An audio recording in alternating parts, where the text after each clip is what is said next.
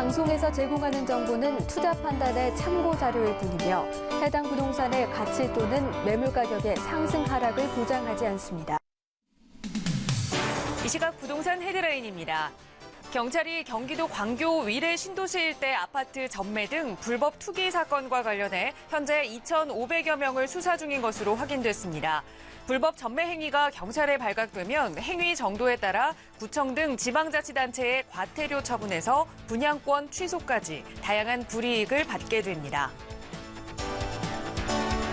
국토교통부는 지난 6월 말 기준 전국 미분양 주택이 전월 대비 0.4% 증가했다고 밝혔습니다.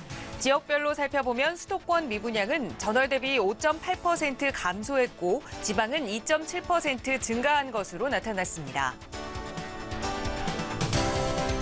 정부와 여당의 증세 논의가 급물살을 타면서 보유세와 거래세 등 부동산 세제도 포함될지 관심이 모아지고 있습니다. 당정이 법인세와 소득세로 증세 대상을 한정하고 있지만 부동산 세제 역시 개편이 필요하다는 공감대가 형성돼 있어 증세 논의는 언제든 가능하다는 시각입니다. 올 상반기 전국 땅값이 2%가량 오른 것으로 나타났습니다. 토지 거래량은 통계치를 내기 시작한 2006년 이후 상반기 기준 최대치를 기록했고 개발 수요가 많은 세종시와 부산, 제주 등을 중심으로 높은 상승세를 보였습니다. 구로와 금천, 노원구 등 서울에서 집값이 잘 오르지 않던 이들 지역의 아파트값이 상승하고 있습니다. 재건축 등 개발 호재가 있는 단지를 중심으로 투자 수요가 몰리면서 추가 상승 가능성까지 나오고 있습니다. 정부가 내년부터 신혼부부에 대한 전세자금 대출 한도를 최대 1억 8천만 원까지 늘릴 계획입니다. 국토부는 앞으로 5년 동안 매년 3만 가구의 신혼부부를 지원한다는 방침입니다.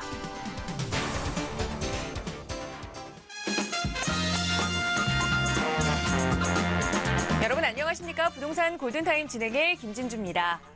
문재인 정부가 다음 달 8월 중순쯤에는 이 가계부채 대책을 포함한 종합 부동산 대책을 내놓을 것으로 알려져 있는데요.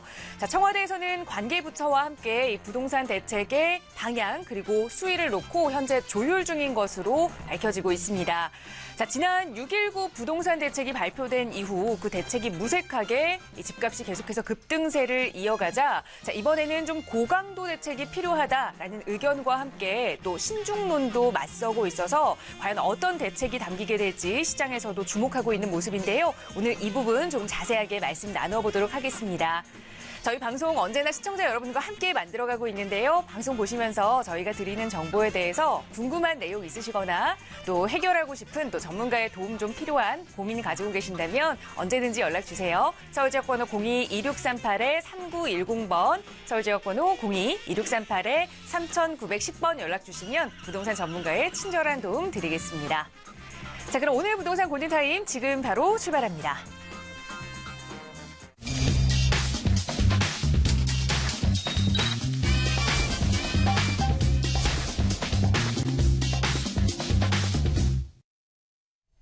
네, 생방송으로 보내드리고 있는 부동산 골든타임 함께하고 계시고요. 매주 금요일 부동산 시장의 중요한 이슈들 빠뜨리지 않고 철저하게 좀 꼼꼼하게 들여다보고요. 또 여러분의 부동산 관련 고민 속 시원하게 해결해드리는 시간 이어가고 있죠. 이번 시간 함께해 주실 부동산 전문가 먼저 소개해드립니다. 신화경제연구소의 신하선 대표님 함께하셨어요. 대표님 어서 오세요. 네, 안녕하세요. 반갑습니다. 네, 오늘도 우리 대표님 기다리는 많은 시청자분들의 고민 상담에 앞서서 잠시 좀 부동산 시장의 이야기를 좀 나눠볼까 합니다. 네. 자, 경찰이 이 불법 투기에 대한 단속을 좀 시작한 것 같습니다. 경기도 광교 그리고 위례 신도시 일대의 투기 사건을 중심으로 굉장히 좀 많은 숫자예요. 2,700여 명이 입건됐다라는 뉴스가 들려오는데요. 이 부분 좀 자세하게 살펴볼까요? 네, 그렇습니다. 이제 1월 20일 이후에 저희 방송을 보시게 되면 이제 20일 이후에 부동산 거래 신고법이라는 거를 이제 찾아보시게 되면 자진 신고를 했을 때 과태료를 100% 감면해주는 제도가 그때 당시 발표가 되죠.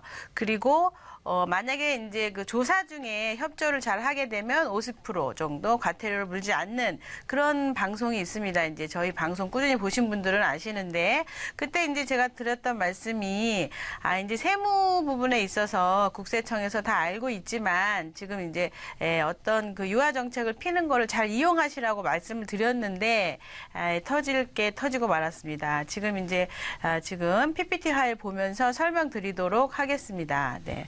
보시게 되면 지금 현재 그 광교나 유래 신도시만 보시면 안 되고요. 지금 이제 분양권 거래가 됐던 모든 분들은 주시를 하셔야 됩니다. 세종시를 한번 터뜨렸고요, 사실은. 그리고 나서 그 제도화를 통해 가지고 미리미리 신고하시는 분들은 뭐 양도세나 이런 건 내셔야겠지만 과태료 부분에서 큰 혜택을 주는 부분들이 있었습니다. 그래서 그 제도를 이용을 했어야 되는데 지금 현재 어떤 상황인지 들여다보시게 되면 경기도 광교 유래 신도시 일대의 아파트 전매 불법. 그러니까 우리가 전매라는 것은 등기치기 전에 이전하는 걸 얘기하는 거죠. 그리고 불법 투기 사건을 지금 현재 수사 중인데 실질적으로 2,500여 명에 대해서 수사를 현재 진행을 하고 있고, 지난해 12월부터 지금까지 마무리된 수사 대상자만 200여 명에 되어 있고요. 지금 총 입건이 2,700여 명에 지금 다달하고 있습니다. 지금 분양권 불법 전매 등 시장 교란 행위들을 이처럼 대대적으로 수사하는 것은 상당히 이례적인 거다라고 들 수가 있습니다. 뭐 이례적일지 물론 이례적이라고 이야기하지만 예전에 그 분당에서 이제 투자를 해놓고 1, 2년 정도 있다가 이렇게 그 한꺼번에 그때 당시도 세금을 폭탄을 맞은 경우들이 있습니다. 그때 당시 이제 많은 분들을 상담을 해보면 그 은행에다 넣을 수 없는 그 돈을 뭐 이렇게 쓰레기통에 봉투에 넣어갖고 이렇게 툭툭 차고 다니고 그러셨다고 해요. 그런데 결국은 1, 2년 있다가 맞은 거죠, 세금을. 그러니까 이제 포탈한 거에 대해서 걸려가지고. 근데 그때보다도 더 심하게 지금 이번에 조사를 하고 있는 거고요. 불법 전매 집중 조사를 하는데 실질적으로 우리가 이제 떴다방이라 그러죠. 거기에 업체에 이제 두고서 주둔하고 지역을 계속 하는 게 아니라 잠시 있다가 사라지는 이런 떴다방들이 상당히 많이 횡행을 하게 되는데, 이때 당시에 전매 과정 중에 전매가 불법이다 보니까 서로 이 약속을 해야 돼가지고 공증이라는 걸 세우게 돼요. 서로가 우리 나중에 법이 이제 이전 등기 할 수 있을 때 이전 등기 하자, 이렇게 이제 공증을 세우게 되는데, 이 공증 사무실에 대한 명단도 사실은 국세청에 거의 다 이제 들어갔다고 보시면 됩니다. 그래서 그런 부분들이 오픈이 돼서 공증을 알선한 혐의까지 해서 주택법 위반으로 지금 구속까지 지금 이르르고 있다라고 알려드릴 수 있고요. 실질적으로 뭐 수수료는 얼마나 챙겼는지, 뭐 그때 지금도 마찬가지지만 입주권에 대해서 부르는 게 값인 게 지금 오버해가지고 부동산 수수료 외의 것들을 받고 있거든요. 요거만 해도 강의가 한 1시간, 2시간 이상 걸립니다. 그 입주권이나 분양권에 대한 중개 수수료에 대한 걸 잘못 알고 있는 분들이 굉장히 많은데, 어쨌든 지금 이제 부르는 게 값이었죠, 그때 당시. 그리고 공증 담당한 법무사들까지도, 실질적으로 법무일을 한 사람들까지도 불법행위에 연루됐는지 지금 현재 보고 있지만, 뭐 불법행위에 연루되고 요거는 좀 희박할 수 있겠죠. 법무사분들은 시키는 일을 하는 분들이기 때문에. 그래서 현실적으로 지금 이제 지방경찰청에서 지금 내달 중순까지 1차적으로 마무리하고 추가 수사까지 또 들어가게 됩니다. 그때 이제 위례 말고 광교 말고 다른 지역들도 지금 많이 지금 대상에 올라져 있겠죠. 주택거래 질서를 어지럽히게 하는 사람들을 조사한다 그러고요. 그리고 또 우리가 이제 그동안에 좀 간과했던 것들, 위장전입, 그리고 위장결혼, 위조통장 등 이제 경제질서 교란을 하는 사람들을 수사한다, 이렇게 나오고 있는데, 지금 여기 해당되는 사람들과 그리고 이제 그 기존에 입주권 거래를 하셨던 분들 있잖아요. 많이 있습니다, 지금. 지금 강남도 물망에 올라져 있고요. 지금 많은 곳들이 있어요. 그래서 그곳에 지금 우리 때리지 않은 지금 왕십리라든가 전부 다 해당 사항이 됩니다. 다운을 쓴 거에 대한 정보가 전부 다 국세청에 들어가 있다고 보시면 됩니다. 그렇기 때문에 1월 20일경에 발표된 부동산 신고법이 바뀐 게 있는데 미리미리 신고하신 분들은 한 몇 천만 원에 대한 부동산 거래 과태료에 대한 부분을 100% 면제를 해주고요.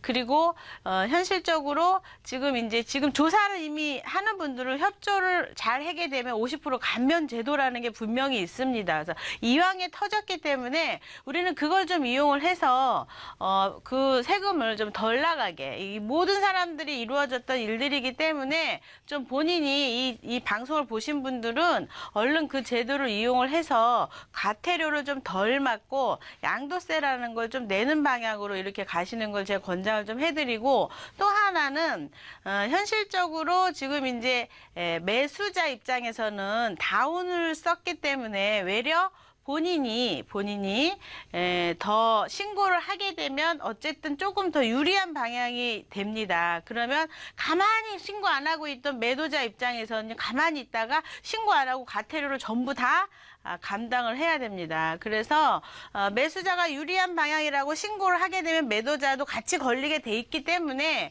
우리는 그 20일 날 발표된 1월 20일경에 발표된 부동산 거래 신고법을 자세히 들여다보시고, 지금 이제 실질적으로 전매가 안 되는 걸 전매하셨던 분들이라든가 이런 분들은요, 좀 신중하게 발빠르게 빨리 가서 신고하시면 과태료 몇 천만 원은 안 물 수도 있어요. 그래서 그렇게 좀 보셨으면 좋겠습니다. 네.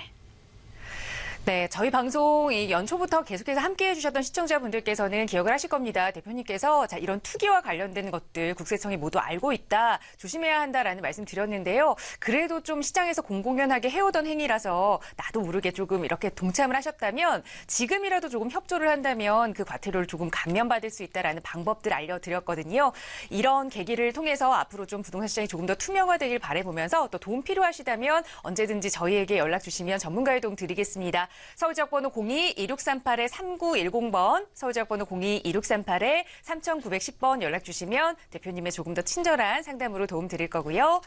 자, 이번 시간 이어서 우리 시청자 여러분들의 부동산 관련 고민들 직접 들어보고 해결해 드리는 시간 이어가도록 할 텐데요. 자, 첫 번째 시청자분 전화 연결이 되어 있습니다. 바로 연결할게요. 여보세요? 네, 여보세요? 네, 안녕하세요. 네, 안녕하세요. 네, 시청자님 어느 지역의 부동산 좀 고민 가지고 계세요? 네, 노원구 원세동의 한진드랑길하고요. 네. 노원구 원세동의 네. 한진드랑길. 네. 예, 그쪽하고, 그다음에 상계주공 10단지.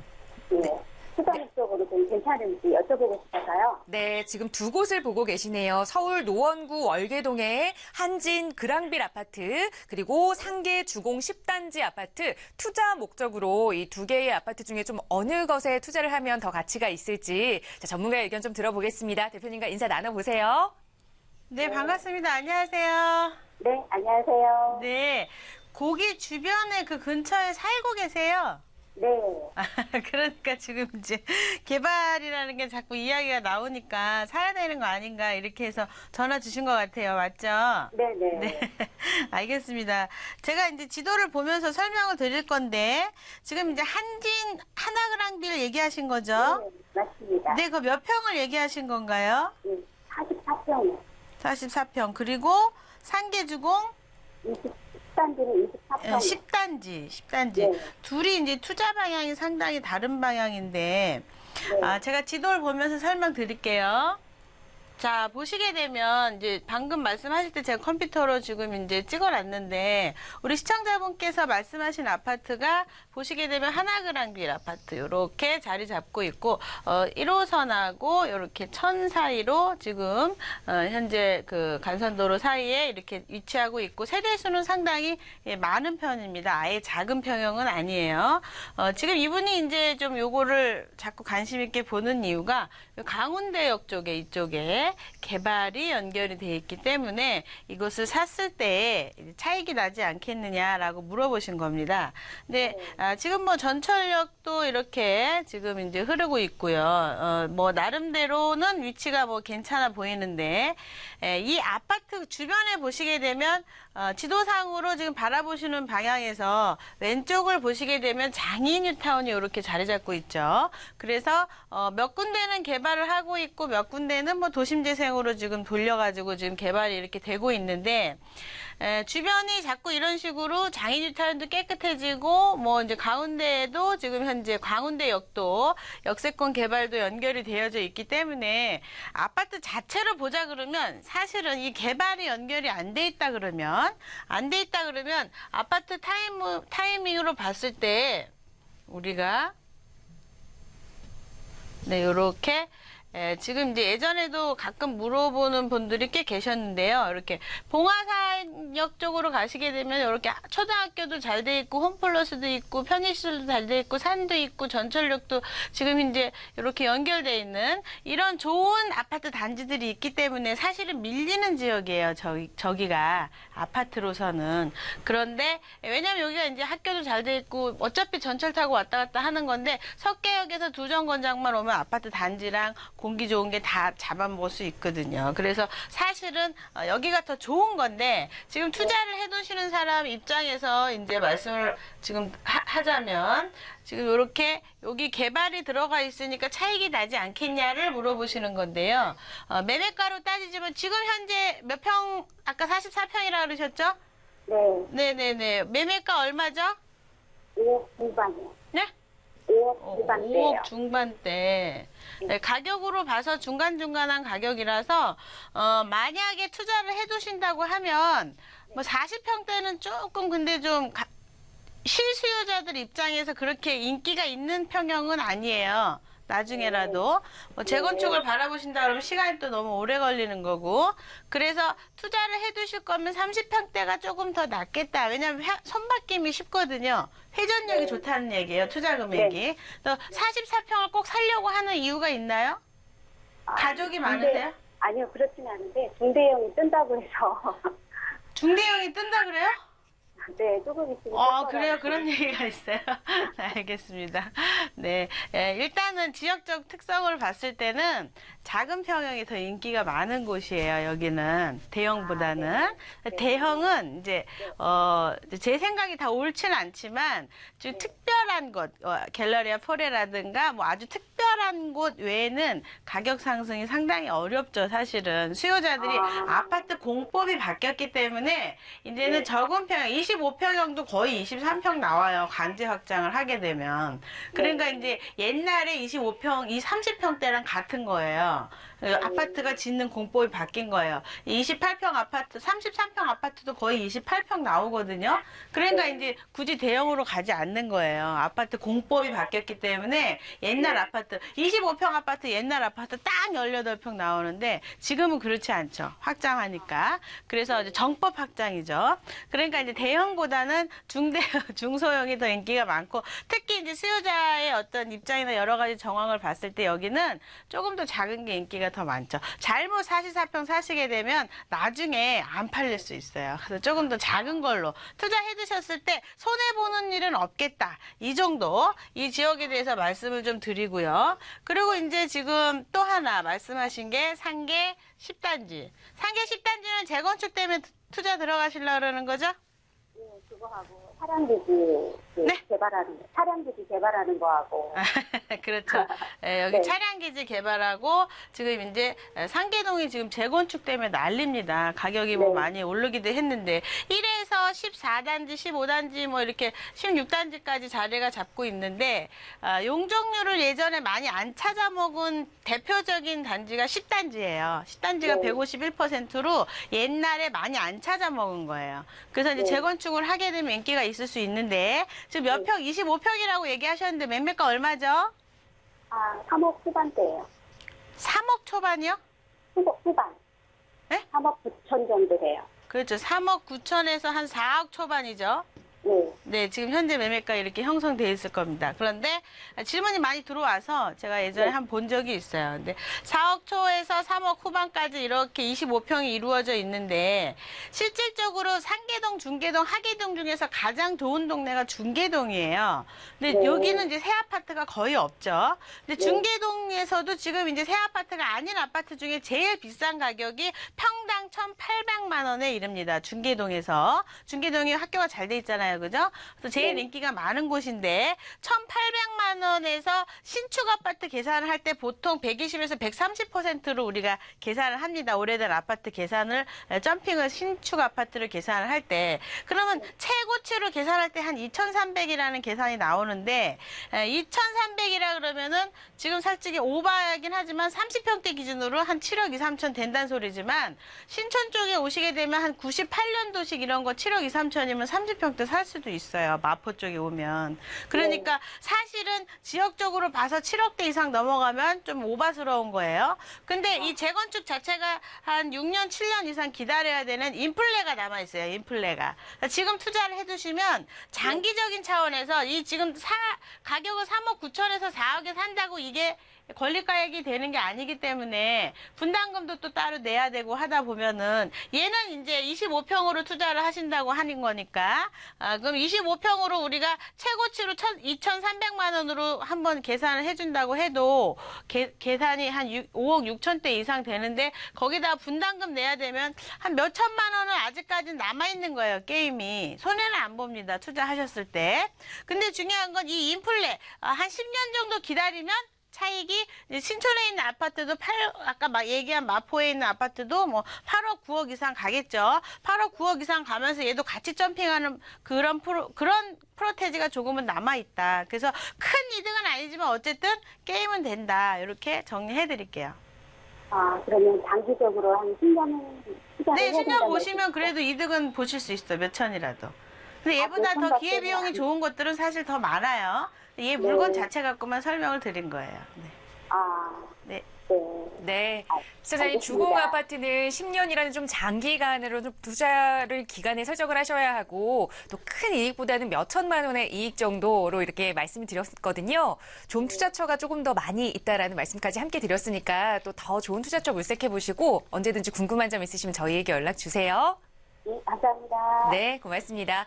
자, 이렇게 시청자 여러분들의 부동산 고민 도움드리고 있고요. 방송 보시면서 나도 좀 해결하고 싶은 고민 있다 하신다면 서울지역번호 02-2638-3910번 연락 주세요. 누구나 신하선 대표님과 함께 하실 수 있고요. 바로 두 번째 시청자분 전화 연결하겠습니다. 여보세요? 네, 안녕하세요. 네, 안녕하세요. 자, 시청자님 어느 지역의 부동산 좀 함께 살펴볼까요? 네, 제가 청량리동에 있는 미주 아파트하고, 네. 그다음에 그쪽 청량리역 건너에 있는 전농뉴타운의 레미안 크레시티라고 두 가지를 좀 비교해서 보고 있는데, 네. 어떤 게 좀 괜찮을까 해서요. 네, 지금 이 비슷한 지역 이 청량리에 위치한 미주 아파트 그리고 바로 그 길 건너편 전농 뉴타운의 레미안 크레시티 아파트 두 개를 보고 계시는데 실거주 목적이신가요? 일단은 실거주 겸 투자 겸 그렇죠. 네, 살면서 좀 가격도 많이 네, 오를 네. 수 있는 그런 아파트 어떤 아파트일지 자 대표님과 인사부터 먼저 나눠보세요. 네, 안녕하세요. 네. 반갑습니다. 네, 안녕하세요. 네네. 지금 이제 청량리 개발이랑 연계해가지고 이제 아파트 가격이 상승하지 않겠나라는 기대로 지금 보신 것 같아요. 그쵸? 네, 네. 네네. 그럼 실거주는 안 하실 건가요? 실거주를 할 수도 있어요. 지금 실거주가. 자, 네. 그러면 제가 지도를 보면서 설명드릴게요. 네. 자, 이제 말씀하신 아파트가 지금 이제 레미안 크레스티 이렇게 예, 이제 레미안 자리를 크레스티. 잡고 예. 있는데 예. 사실은 이제 이 옆에 예. 레미안 답심리 카운티 뭐 이런데 캐슬 로블레스를 합치게 되면은 5천 세대 이상이 넘어가게 돼요. 여기가 세대가. 근데 우리가 네. 택지 개발이라는 걸 얘기를 할 때 5천 세대가 이상이 넘어가게 돼서 숫자가 거의 이제 만 세대, 뭐 5천 세대만 해도 미니 신도시다 이렇게 얘기를 하거든요. 근데 여기는 미니 신도시급으로 지금 현재 개발이 이루어지고 있는 겁니다. 그러면 왕십리 뉴타운하고 비슷한 크기가 되거든요. 크기 자체가. 그래서 지금 상당히 업그레이드가 되고 있는 상태인 거고, 지금 이제 이 상태에서 청량리 이쪽에 개발로 해서 주변이 상당히 좋아지지 않겠냐라고 이야기하는 건데, 아직은 좀 안타까운 거는 주변이 상당히 조금 썩음썩음하죠. 여기만 이제 깔끔한 거예요. 여기만 사실은. 그래서 여기까지 이제 개발이 다 됐을 때는 뭐 상당히 좋겠지만 아직은 그런 부분이 좀 미비하고, 지금 또 하나 말씀하신 게 청량리 미주 아파트 재건축 보신 거죠? 지금? 재건축까지 바라보시고 얘기하신 거죠? 예. 네네네. 지금 몇 평형을 보신 거죠? 30평형대를 보고 지금 30평대. 얼마죠? 예. 매매가가? 한 5억 8천, 6억 요 정도. 5억 8천, 6억 정도. 지금 이 레미안 클래스티라든가 이런 게 한 7억 7억 3천 정도. 7억 2, 3천 하죠? 예, 7억 예. 2, 3천. 그러면 네. 이게 한 6억이면 1억 2, 3천 차이 나는 거예요. 그죠? 예. 근데 지금 얘가 청량리 미주 아파트가 옛날에 용적률을 계산을 해보면 네. 용적률 얼마인지 아세요? 정확하게 잘 모르겠더라고요. 네, 한 210% 정도 찾아서 예, 예. 이미 이제 많이 찾아먹은 거예요. 아, 예. 이미 많이 예. 찾아먹었으면 특별하게 용적률을 여기가 뭐 역세권 개발로 막 500%막 이렇게 받지 않는 이상은 예. 사실은 분담금이 상당히 많이 나온다는 얘기예요. 네. 그리고 지금 현재 산 가격이 전체 권리가액이 예를 들어서 내가 지금 이제 5억 8천이나 뭐 6억 주고 샀는데 그게 이제 권리가액이 다 인정되는 게 아니거든요. 그럼 얘 이제 네. 물건의 가치가 예를 들어서 내 거를 한 뭐 5억에 인정받는다 그러면 1억은 프리미엄을 준 꼴이고, 지금 5억에서 현실적으로 여기 아파트 분양가 신축을 해봤자 지금 7억대 한다는 소리예요. 네. 30평대 하게 되면 여기 신축이 지금 7억이잖아요. 그죠? 그러면 7억이다 그러면 7억 한 2, 3천이다 했을 때 갭이 별로 없죠. 분담금도 내야 되고. 예. 네, 그러다 보면 우리가 봤을 때 저 같으면 저한테 물어보신다면 저는 그냥 여기 신축을 살 것 같아요. 근데 이제 거기서 청량리역에서 건너가는 게 있잖아요. 네네. 제가 지하철을 내려서 한번 이렇게 걸어서 건너가 보니까 네네. 너무 멀고 그렇죠. 또 앞에가 정리가 안 돼 있어서 거기가 출입하기가 좀 나쁘더라고요. 그래서 입지상으로는 떨어지는 것 같아서 네. 그래서 좀 고민을 하고 있는 중이거든요. 그러니까 이제 요 둘 중에 물어보셨으니까 예, 제가 예. 이게 이제 괜찮다고 예. 말씀을 드린 거고요. 예? 네. 만약에 예. 이제 아파트 투자를 뭐 어디다 하겠다 그러면 좀 더 다른 방향으로 돌려보셔도 되죠. 이 청량리 역세권 때문에 그러니까 아까 이 전에 전화하신 분도 마찬가지지만 바람 불어서 올라갈 수는 있어요. 지금 예. 바람 불어서. 그러니까 바람 불어서 올라가는 기대 심리로 봐서 5천, 6천 이상 올라갈 수 있습니다. 투자를 해서 1억도 예. 올라갈 수 있고. 근데 그것은 투자가 아니라 투기인 거죠. 근데 투기를 예. 얘기하기 뭐 하니까 제가 이제 바람 투자라고 표현을 하겠습니다. 그러면 예. 바람 투자도 사실은 이제 정보력이기 때문에 잘 팔 수만 있으면 괜찮아요. 근데 예. 거품이 낀 거라서 예를 들어서 정부에서 만약에 우리가 피할 수 없는 정책이 정부 정책이거든요. 근데 뭔가 발표가 되면 시장이 확 이렇게 잠들어 버려요. 그럼 그때는 매매하지 못하고 이게 진행이 되게 되면 많은 손해를 볼 수가 있게 돼요. 그래서 현실적으로 지금 이제 바람 투자에 자신이 있으면 요 청량리 거 들어가시되 파는 타이밍을 관리 처분 나기 전에 사업 시행인가 났을 때 쭉 하고 가격이 올라가면 파셔야 돼요. 그러니까 이거는 바람 투자지 마음 편하게 내가 에메랄드의 가치 가격을 주고서 마음 편하게 이렇게 기다리는 형국은 아니에요. 다이아몬드 가치를 에메랄드 대 다이아몬드 가치를 주고서 이게 언제 떨어질지 모르는 불안감을 안고 투자해야 되는 거죠. 예. 사실은 좀 전에 전화하신 분들은 바람 투자로 이렇게 치고 올라갈 수 있는 가능성이 있는 거고, 그래서 우리 시청자분은 그거 결정을 잘 하셔야 돼요. 워낙 광범위해요, 아파트 투자가. 뭐 부동산 투자가 다 마찬가지입니다. 그래서 지금 이제 실질적으로 뭐 이 둘 중에 말씀을 하셨으니까 둘 중에 말씀을 하신다 그러면 저는 이쪽을 차라리 하겠다. 왜냐면 갭이 얼마 없는 상황으로 보여져요. 제가 봤을 땐. 그래서 요 정도까지 정리해드리겠습니다. 네, 알겠습니다. 감사합니다. 네, 시청자님 두 개 고민하시던 아파트 중에서는 레미안 아파트를 조금 더 추천해 주셨지만 또 이렇게 미주 아파트는 안전한 투자처라기보다는 좀 바람 투자에 편승할 수 있는 투자처다라는 말씀까지 좀 도움드렸습니다. 조금 더 현명하게 판단해 보시고 또 좋은 투자하시기 바라겠습니다. 오늘 함께해 주셔서 네. 고맙습니다. 네, 감사합니다. 네. 네, 시청자 여러분들의 부동산 관련 고민 상담 도움 드리고 있고요. 언제든지 서울지역번호 02-1638-3910번 연락 주시면 전문가의 친절한 도움 드리고 있습니다. 저희 이렇게 방송 시간 내에 시청자 여러분과 전화 연결 통해서 고민 상담 도움 드리고 있는데요. 이런 부분 조금 부족하다 하시는 분들 위해서 또 오프라인에서 신하선 대표님과 함께 말씀 나눠보실 수 있는 기회가 좀 마련되어 있습니다. 무료 세미나 대표님 안내를 좀 해주실까요? 네, 그렇습니다. 요즘 이제 6.19 대책 이후에도 이게 투자해야 되냐 말아야 되냐 그때도 잠시 고민하신 분들이 상당히 많이 오셨고요. 지금 이제 8월달 대책도 남아 있는데 투자에 대한 관심이 상당히 높습니다. 국민들께서. 그래서 오시게 되면 사실은 그 제도하고 상관없는 투자도 굉장히 많이 할 수 있는 부분들이 있는데 모르셔서 정보가 없어서 못 하시는 경우들이 있거든요. 근데 세미나에 오시게 되면 그런 부분들을 속 시원하게 들으실 수 있으실 거예요. 네. 부동산 투자도 정보 싸움이라고 하지요. 그동안 방송에서 아니면 다른 곳에서 얻지 못했던 정보 신하선 대표님께 직접 들어볼 수 있는 기회고요. 다음 주 수요일과 토요일 8월 2일과 5일 오후 1시에 논현역 근처에서 진행되는 세미나입니다. 서울지역번호 02-1638-3910번으로 예약 문의 주시고 많이 참석해 보시기 바랍니다. 저희는 잠시 후에 또 다른 시청자분들의 부동산 고민 가지고 돌아올게요. 잠시만요.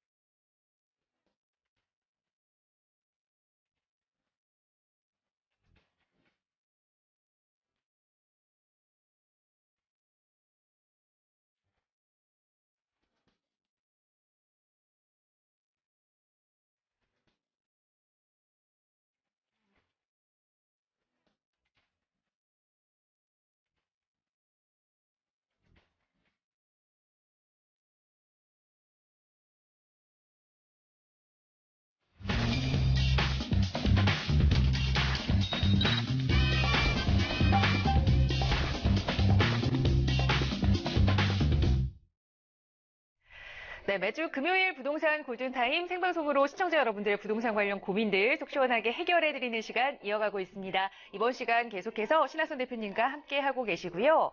자, 다음 달이면 문재인 정부의 두 번째 부동산 대책이 좀 발표가 됩니다. 부동산 대책과 함께 가계부채 종합 대책까지 나올 예정인데 벌써 청와대에서는 관계부처와 조율 과정에 들어가 있다라는 이야기가 들려오고 있습니다. 과연 어떤 내용들이 그 안에 담길지 대표님 좀 자세하게 하나씩 짚어볼까요? 네, 지금 이제 청와대하고 기획재정부하고 의견이 지금 달리하고 있는데 PPT 하에 보면서 8월에 지금 어떤 정책이 지금 나올까 이제 그런 부분을 예상을 하는 부분들이 이제 신문 기사들이 나온 것들을 지금 정리를 해봤거든요. PPT 하에 보면서 설명드리도록 하겠습니다. 네, 보시게 되면 지금 이제 6.19 대책 이후에 사실은 노무현 정부 때보다도 더 약한 제도이기 때문에 국민들이 이미 학습이 되셔가지고 크게 데미지가 없었던 거죠. 그러다 보니까 지금 이제 실질적으로 고강도 처방을 해야 되지 않냐. 아직은 그럼 6.19 대책이 접목이 되지 않았기 때문에 아직은 그렇게 할 때는 아니다라는 의견이 둘로 나뉘는데요. 실질적으로 8월 중순 정도에 지금 가계부채 해소라는 명목 하에 지금 이제 종합부동산 대책을 제2탄으로 지금 내놓을 계획을 하고 있죠. 청와대하고 관계부처하고 지금 이제 방향하고 수위를 놓고 지금 이야기하고 있는데 청와대 입장을 한번 보시게 되면 부동산 보유세는 인상에 대해서 찬성 의견을 지금 청와대에서 내놓고 있습니다. 그리고 초고득자와 초대 기업 등에 대한 부자 증세와 함께 보유세 인상도 공론화해야 된다라는 입장입니다. 그리고 방식으로 보시게 되면은 공정시장가율에다 10에서 15% 상향 조정을 지금 하자. 공정가율이 올라가면은 재산세가 올라가고 막 이러거든요. 그래서 그거를 상향 조정해서 지금 세금을 더 걷자. 그리고 현재 주택이 60% 일반 건축물 및 토지 70% 해서 지금 이제 공정시장가율을 높이자라는 된다라는 의견이고요. 취지로 보자 그러면 부동산 시장의 양극화 문제를 좀 해소하고 그리고 선진국에 비해서 낮은 실효세율을 현실화해서 세수도 확보하겠다라고 이야기하는데요. 이걸로 이게 양극화가 지금 뭐 세금에 대한 반대하는 게 아니라 양극화에 대해서는 더 강해지지 않을까 생각이 들거든요. 뭐 금전적으로 여유 있으신 분들은 큰 문제는 아닙니다. 그냥 갖고 있는 돈이 세금으로 좀 더 나가는 문제이기 때문에 오히려 금전이 없으신 분들이 아예 투자에 대해서 생각도 못하게 되다 보니까 외려 더 양극화가 더 되지 않을까 저는 개인적인 의견이 그렇습니다. 해외하고 한번 비교를 해보시면요. 거래세를 고려하지 않았을 때 거래세를 빼고 나서 한국이 0.279, 미국이 1.4, 덴마크가 0.69, 지금 이제 대만이 0.32 해서 우리가 지금 현재 0.279에 대한 퍼센티지를 지금 기록을 하고 있죠. 그리고 실질적으로 또 기획재정부를 한번 들여다보면 기획재정부 같은 경우는요. 인상에 대해서 나는 반대 의견이야 이렇게 이야기를 하고 있습니다. 이유에 대해서는 시장에 너무 큰 충격을 주면 역효과가 날 뿐이다. 6.19 대책이 지금 아직 시행이 안 됐기 때문에 아직 데미지 효과가 없을 뿐이지 우리는 기다려줘야 된다라는 의견을 지금 내세우고 있고요. 세금 대책을 꺼낼 것이 아니라 주택 공급하고 수요 측면에서 지금 접근이 필요하다. 공부를 또 많이 하고 수요자들 측면에서 이제 접근이 필요하다는 이야기고 그리고 또 재건축 조합 지위 양도 금지는 강도 높은 수요 억제책 검토 중이다라는 거는 사실은 재건축 조합 지위 양도 금지라는 것은 투기과열지구를 예상하는 거죠. 투기과열지구로 이제 지정이 되게 되면은 우리가 조합원들끼리 조합 설립 인가 후에 거래를 하게 되면 둘 다 특별한 사유가 있지 않는 이상 조합원 자격에서 박탈입니다. 그래서 청산 대상이 되는 거죠. 이제 그거를 염두에 두고 수요 측면에서 부동산 시장의 과열을 막을 수 있는 방향을 우선적으로 수요자가 아예 접근하지도 못하게 하겠다라고 이야기하는 건데 이 또한 뭐 제 개인적인 의견이지만 금전적 여력이 있으신 분들 입장에서 한 20대 1, 뭐 40대 1, 60대 1 하는 것들을 막 5대 1 해가지고 아주 편안하게 접근할 수 있는 사실은 금전적 여력이 있는 사람한테는 아무런 효과가 없는 그런 부분이죠, 사실은. 그래서 세금을 좀 더 낸다는 그런 거죠. 그래서 둘 다 마찬가지예요. 이제 금전적으로 여유 있으신 분들은 투자하기 더 쉬워지는 그런 입장인 거죠. 6.19 대책에 이어가지고 담보 인정 비율 LTV죠. 그리고 총 부채 상환 비율 DTI를 추가적으로 강화하는 안에 대해서도 부정적입니다. 지금 이제 기획재정부에서는 옛날에 더 셌었어요. 노무현 정부 때는 40%였어요. 지금 DTI 지금 50%지만 지금 40% 그때는 40%였어요. 이제 그거에 대해서도 너무 그렇게 하면 안 된다라는 의견이고요. 연말까지 끝내는 재건축 초과이익 환수제 유예 기간도 연장하지 않는 걸로 이제 이야기는 하긴 했죠. 해서 지금 두 군데의 방향이 지금 시장 과열을 막을 수 있는 수요자를 막자. 아니면 갖고 있는 사람을 더 많이 세금을 내게 하자로 이렇게 나누는 거죠. 지금 두 군데가. 지금 실질적으로 그러면서 이제 가계부채의 종합대책 방향까지 지금 이야기를 좀 하고 있는데요. 가계부채 급증 관련해가지고 총부채 원리금 상환 DSR이라 그래서 세부 도입 제시를 지금 계약을 하고 있죠. 계획을. 그리고 금융위원장이 이제 새로운 대출 기준인 신 DTI, 새로 나온 신 DTI를 내년부터 지금 시행하겠다고 하고 있습니다. 이제 실질적으로 이제는 갭 투자가 더 어려워지고 융자가 더 굉장히 힘들다는 얘기예요. 그리고 DSR은 올해와 내년 시범 운영한 뒤에 19년도에 전면 시행할 것이라고 지금 이제 밝힌 바가 있습니다. 금융위원회에서. 그래서 우리가 부동산 투자, 아파트 이제 융자 많이 하고 하는 거 이게 좀 어려워지는 그런 상황인 거죠. 그리고 서민 취약계층 지원 방향이 국민행복기금이 보유한 장기연체 채권 뭐 이런 것들을 발표하고요. 그리고 비소구 대출, 금융권을 갚지 못할 때 집값 범위에서만 상환하는 방식 요것도 이제 서민 대책으로 나온 거고 그리고 디딤돌 대출에 이어서 보금자리론으로 확대하는 방안까지 추가를 하고 있습니다. 이것은 정말 서민들한테 좀 필요한 정책이라고 볼 수 있겠죠.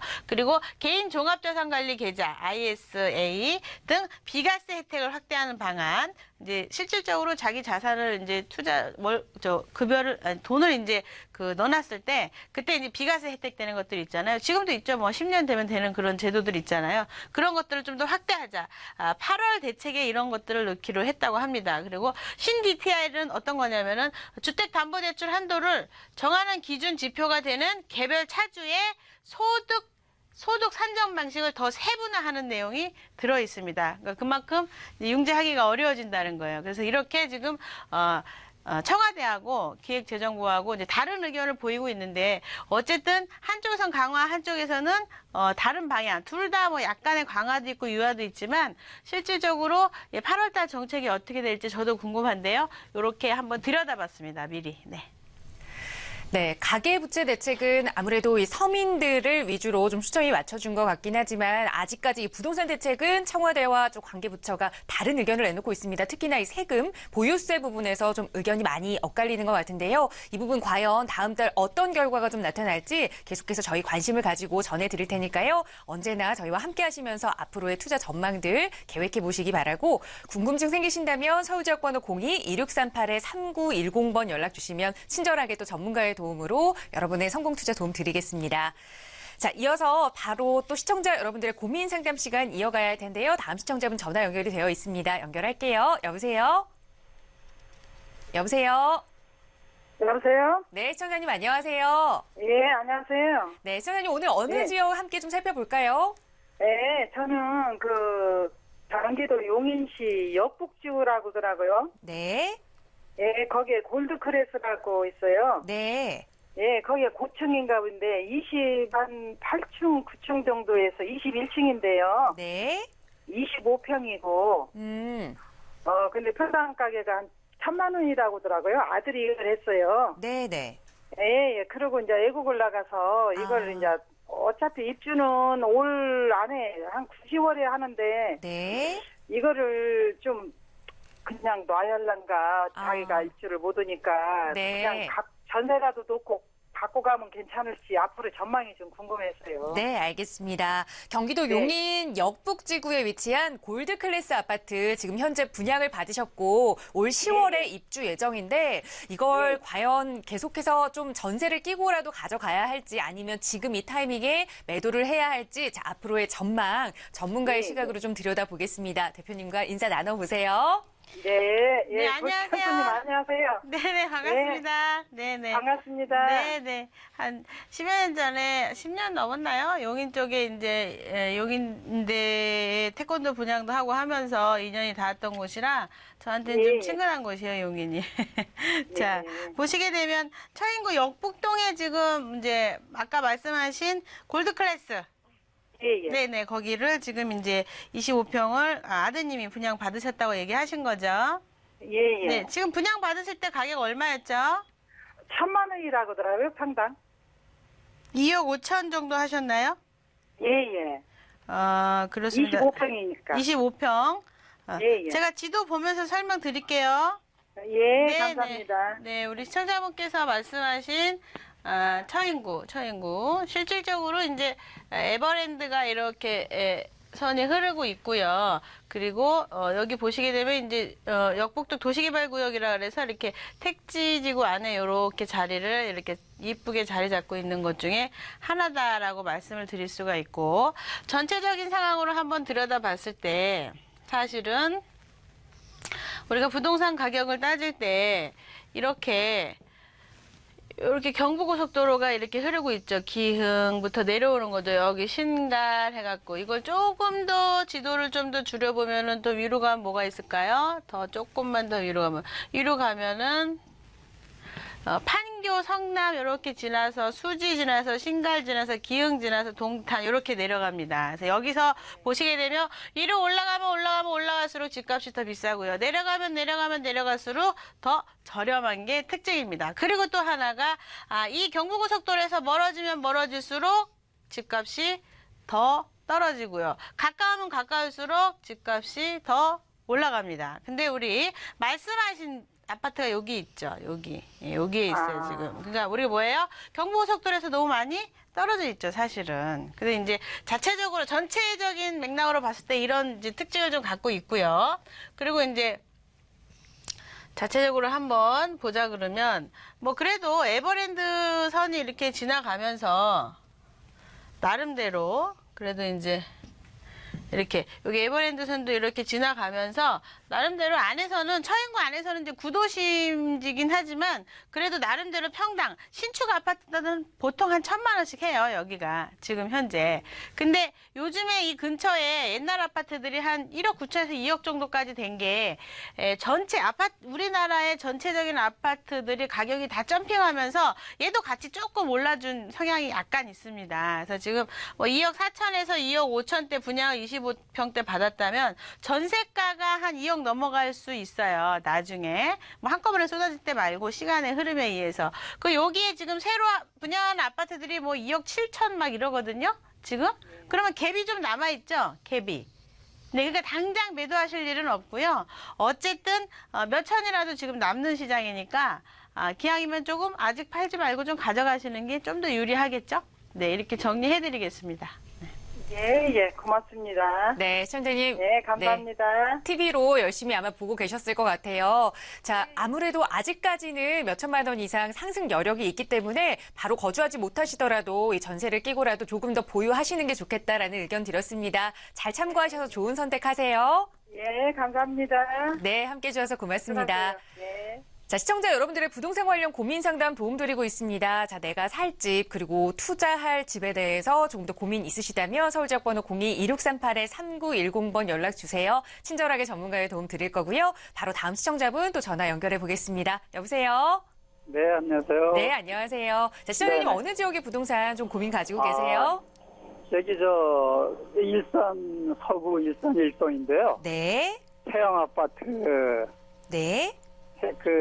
좀 지금 팔아야 될지 궁금해서요. 네, 일산 서구의 일산 1동의 태영 네네, 아파트, 현재 이 태영 아파트에 거주도 하고 계시는 거예요? 네네. 거주하고 지금 이사를 좀 가야 할지 아니면 조금 더 이곳에 살아야 할지 지금 고민하고 계시는 것 같아요. 네. 네네. 바로 전문가 의견 좀 들어보겠습니다. 대표님과 네. 인사부터 좀 나눠보세요. 네. 네, 안녕하세요. 반갑습니다. 예, 안녕하세요. 네네. 일산에 지금 거주를 하고 계시는 거예요? 네네. 거주하신 지 오래되셨나요? 예, 한 10여 년 됐어요. 그러셨구나. 근데 어디로 나오시는 거죠? 나오시는 건? 아파트 팔고 어디로 나가실래요? 나가는 게 아니라 그냥 제가 1가구 2주택인데 네네. 팔아야 될지에서 궁금해가지고 한번 팔 기회를 놓쳤거든요. 놓치셨어요. 예. 네, 두 네. 번 정도 놓치셨을 것 같아요. 제가 보기엔. 네네. KTX 뚫린다 그랬을 때 놓치시고, 네네. 작년 2년 전에 한 번 놓치시고, 예, 다시 한 예. 번 오랜만에 기회가 올 수 있어요. 사실은. 네? 다시 기회가 올 수 있습니다. 이제 지도 보면서 설명드릴게요. 예. 네네. 우리 시청자분께서 이제 사실은 본인이 너무 잘 알고 계시는 거죠. 지금 이제. 실질적으로 일산역 있는데 여기가 조금 더 이제 사실은 더 이렇게 좋은 곳이라고 할 수 있는데 그래도 좀 빠져 있어요. 이제 일산 네, 쪽에서도. 그러다 보니까 수요자가 늘 없는 거예요. 팔고 싶어도 없는 거죠. 근데 개발 바람이 분다 어쩐다 이야기가 나오면 갑자기 어쩌다가 한두 번씩 한두 달 정도 수요자가 생깁니다. 근데 KTX 뚫린다고 했던 몇 년 전에 한번 막 전부 다 일산으로 몰려갔을 때 그때 한번 놓치신 거예요. 그리고 또 1, 2년 전에 전셋값이 많이 올라가지고 밀려서 일산까지 모든 사람들이 밀려가고 파주까지 몰려갔을 때 그때 또 한번 놓치신 것 같습니다. 제가 보기에. 사실은 그때 빠져나와야 되는 타이밍이지 개발된다고 앉아서 이렇게 눌러있을 게 아니거든요. 그러니까 지금 딱 그 상황인 거예요. 나와야 되는데 뭔가 가격이 이제 막 올라주나 하다 보니까 못 판 거죠. 그래서 사실은 그냥 심플하게 얘기하자면 수요자가 있으면 매도를 하셔야 돼요. 그냥. 네. 안 그러면은 또 팔기 어려워져요. 근데 예. 올해 말에 이제 지금 벌써 이제 이제 이주 세대가 움직이기 시작했기 때문에 그 바람과 여파가 8월달 지나면서 조금 더 강하게 이루어질 때 올해 말까지도 수요자가 네. 있으면 그때 한번 타이밍을 잡으셔가지고 매도하는 방향으로. 왜냐하면 일산 쪽에서도 1등 아파트가 아니기 때문에 방금 네. 시청자분께서 말씀하신 것처럼 수요자가 없어요. 집에 대한 꿈이 없어요, 사람들이. 이 집을 꼭 사서 나는 미래를 가질 거야 이런 꿈이 없어요. 그러다 보니까 수요자층이 얄팍하죠. 너무 얄팍해요. 그러니까 사는 사람이 없는 거예요. 전세는 살아도. 그래서 이제 수요자가 있으면 팔되 올해 말이나 내년 초, 그리고 그 중간에 누가 산다 그러면 무조건 그냥 휙 던지시되 누군가가 안 산다 그랬을 때는 말에 또 기회가 있으니까 그때 뭐 바람 분다고 또 놓치지 마시고 그때 매도 한번 해보시기 바라겠습니다. 네. 네, 감사합니다. 네, 매도 적정 시기를 좀 알려드렸어요. 올해 연말 그리고 내년 초까지는 넘기지 마시고 그때 안에는 좀 매도를 하시는 게 좋겠다라는 의견 드렸으니까요. 좋은 선택하시기 바랍니다. 함께해 주셔서 예. 고맙습니다. 네, 감사합니다. 네. 자, 시청자 여러분들의 부동산 관련 이렇게 언제나 시원하게 좀 해결해드리고 있는데요. 방송 보시면서 나도 좀 참여하고 싶다 하신다면 서울지역번호 02-2638-3910번 연락주세요. 친절하게 신하선 대표님의 도움 드릴 거고요. 자, 이번에는 문자로 상담 주신 내용 하나 자세히 살펴보겠습니다. 뒷번호 1898번 쓰시는 시청자분께서 보내주셨는데요. 주택 임대사업자의 의무 임대 기한이 궁금합니다. 단기로 4년 가지고 있다가 매도해야 된다는 말이 있고 또 5년 있다가 매도해야 된다는 말이 있는데요. 어떤 게 맞는 말인가요? 라는 문자 주셨어요. 대표님 이 부분 좀 자세하게 짚어주실까요? 네, 그렇습니다. 주로 이제 세미나에 오셔서 많은 분들이 질문하는 내용 중에 하나예요. 어디서는 4년이라고 그러고 어디서는 5년이라고 그러고 어떤 게 맞는 건지 모르겠습니다라고 이야기하십니다. 이제 올해 들어서 주택임대사업자법이라는 것이 바뀌기 시작했는데 제가 이제 칠판에다 쓰면서 설명을 드리도록 하겠습니다. 자, 보시게 되면 주택임대사업자라는 법이 그냥 일반적인 주택임대사업자법이었는데 올해 들어서 단기 임대하고 그리고 이제 장기 임대, 중공공 임대죠. 중공공 임대 단어가 바뀌게 됩니다. 우리 공공임대 이런 거는 뭐 우리랑 상관없잖아요. 뭐 5년, 10년 있다 분양하는 거 그거 빼고 일반적인 이제 우리가 주택을 사람으로 인해서 할 수 있는 게 이렇게 바뀌었는데 단기임대는 4년이라고 이야기를 하는 게 주택임대사업자법에서 이야기합니다. 주택임대사업자법에서 전세가 2년씩 돌아가니까 이걸 좀 바꿔줘야 되지 않겠냐 해갖고 4년으로 바뀌었어요, 법이. 그리고 중공공 임대 같은 경우는 이제 8년으로 10년에서 8년으로 바뀐 거죠. 그런데 중요한 건 우리가 이제 단기 임대를 하던 중공공 임대를 하던 우리가 매수를 하면서 취득록세 혜택을 받는다던가 이런 것들이 소득세법이에요. 양도세라든가 나중에 혜택을 받을 때.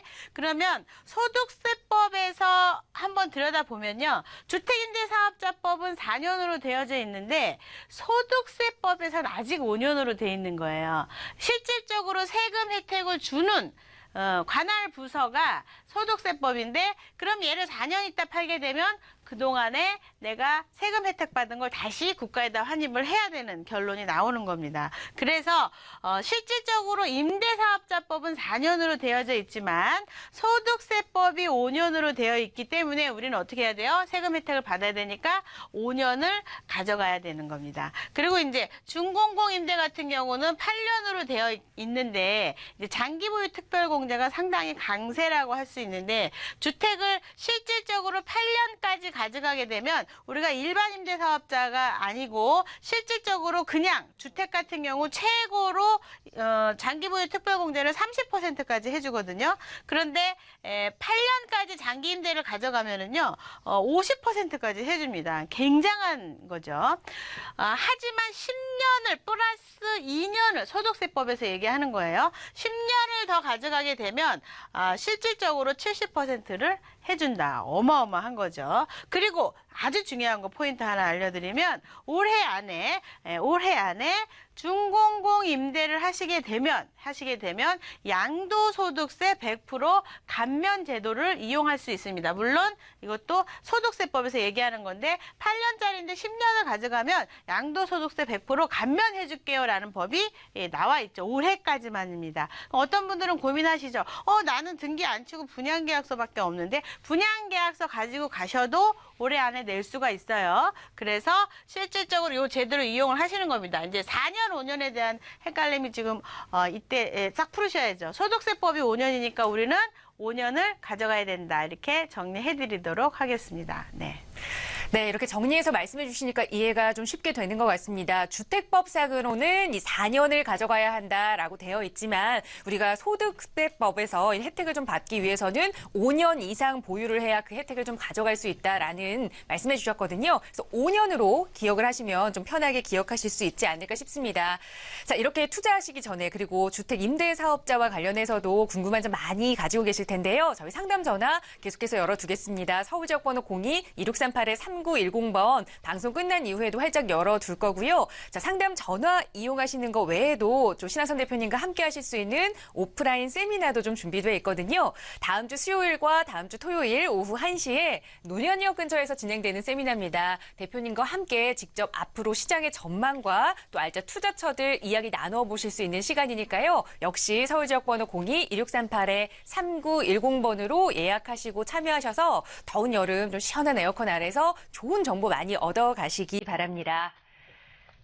네, 부동산 골든타임 오늘 저희가 준비한 소식은 여기까지입니다. 아울러 저희 프로그램은 여러분께 보다 다양한 정보 제공해드리기 위해 마련되고 있습니다. 해당 부동산의 가치 또 매물 가격의 상승이나 하락은 보장하지 않는다는 점 유의해 주시기 바랍니다. 자, 전국적으로 폭염과 장마가 계속해서 이어지고 있는 것 같아요. 이번 주말 건강하게 보내시고요. 저희는 다음 주에 또 알찬 정보 가지고 찾아뵙겠습니다. 함께해 주신 여러분 고맙습니다.